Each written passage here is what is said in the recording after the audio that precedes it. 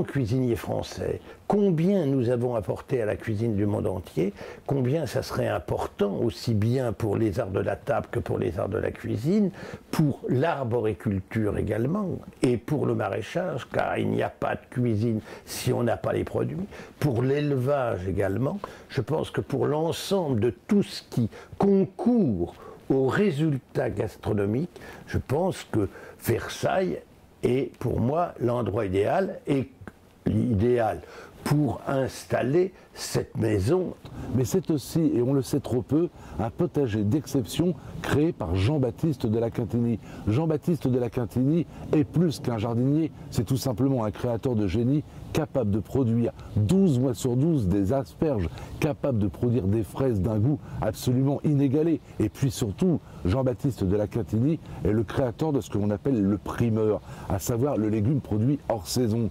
À Versailles, grâce au potager, la table du roi déborde de légumes de qualité et oblige les cuisiniers à faire preuve d'innovation. On met en avant, et ce depuis plus d'une trentaine d'années, des produits qui ont d'abord du goût, des produits qui ont du sens et des produits qui sont justes. Versailles, c'est aussi le lieu de tout un réseau d'enseignement supérieur et de recherche à travers le PRES, le pôle de recherche et d'enseignement supérieur de Paris Grand Ouest.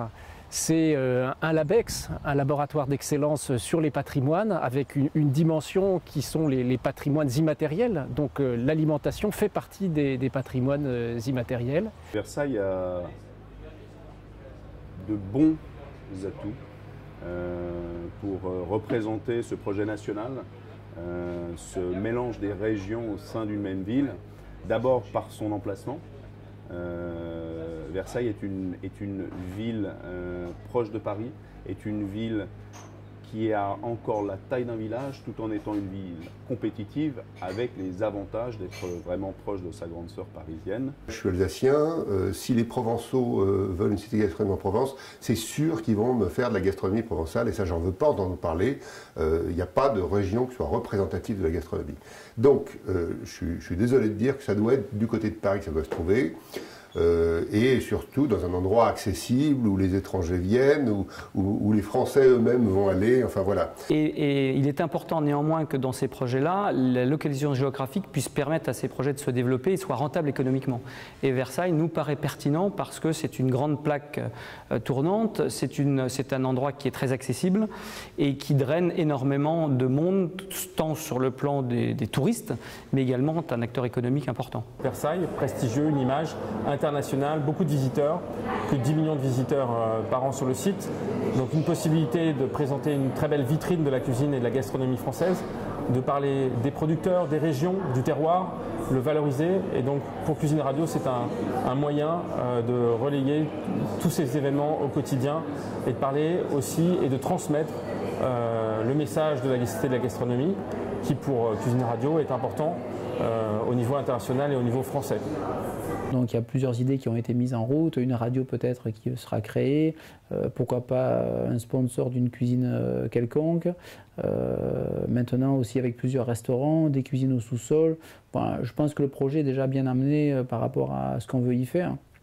Et sachant que Versailles fait partie du Grand Paris, ayant un CFA qui est bien positionné sur les métiers de bouche, c'est-à-dire tout ce qui est la restauration, la boucherie, la boulangerie, la pâtisserie, tous les métiers qui avoisinent ces métiers de bouche. Il est vrai qu'avec notre CFA, nous avons certainement un partenariat très solide avec cette cité de la gastronomie pour, je dirais, la qualité de formation de nos jeunes qui viendraient bien sûr en complément et voire même se déplacer dans cette cité de la gastronomie. Donc on a besoin d'un endroit pour venir parler de tout ça, un endroit où on puisse déguster, qu'on puisse se nourrir de culture aussi, et où on puisse faire des réceptions pour recevoir du monde dans cette culture française. Et donc on a fait nous-mêmes le classement de la cuisine française au patrimoine de l'UNESCO, un beau dîner où nous avions 50 chefs, 800 couverts à table, où on a fait une belle démonstration de nos savoir-faire. Surtout, le mot le plus fort, c'est transmettre aux générations futures et aux jeunes qui porteront le flambeau demain ce que nous sommes, ce qu'on véhicule, de la cuisine d'Escoffier à la cuisine moléculaire, à la cuisine contemporaine, à tout ce qui trace nos savoirs. Une grande partie de l'histoire de notre cuisine, de notre gastronomie, de notre patrimoine français s'est inscrit dans ce lieu à Versailles, à travers quand même certains grands repas épiques de la gastronomie française à la table de Louis XIV, entre Louis XIV, le prince de Condé, entre Louis XIV et Anne d'Autriche, entre fait et dessiné et inventé par Vatel, qui était quand même un des premiers grands chefs de l'histoire de France, basé à Versailles, sous l'égide du roi Soleil, avec tout ce qui s'ensuit. C'est pas pour rien non plus que Louis XIV a voulu créer une orangerie, c'était pour qu'on puisse avoir les premiers fruits et les premiers légumes toute l'année à sa table. C'était quelque chose de révolutionnaire. La cuisine, ce qui est amusant, la grande cuisine française a toujours acclimaté les cuisines étrangères. C'est-à-dire que Carême, comme Escoffier, comme les autres, ils sont partis à l'étranger et ils ont ramené en France, alors le potage à la tortue ou des tas de choses. Et ben, il s'agit de continuer à ouvrir les yeux sur cette espèce d'objet gastronomique. Et puis avec toutes les disciplines confondues, toutes les disciplines qui peuvent contribuer à la cuisine. Or ça, Brillat-Savarin l'a bien dit. Il a dit la gastronomie, ça tient à l'histoire, ça tient à l'économie, ça tient à la science, ça tient à la cuisine, ça tient à la littérature. Et tout le monde doit être autour de la table pour faire un grand festin gastronomique. Versailles me semble être une évidence que je n'imagine pas qu'une autre ville puisse prétendre accueillir cette maison.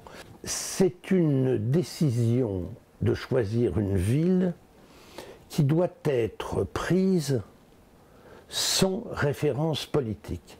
Il ne faudrait pas que ce soit la droite, la gauche, les uns ou les autres, ou des chefs connus dans une région qui essaient de s'attribuer ce mérite. Le mérite, il est avant tout à l'histoire.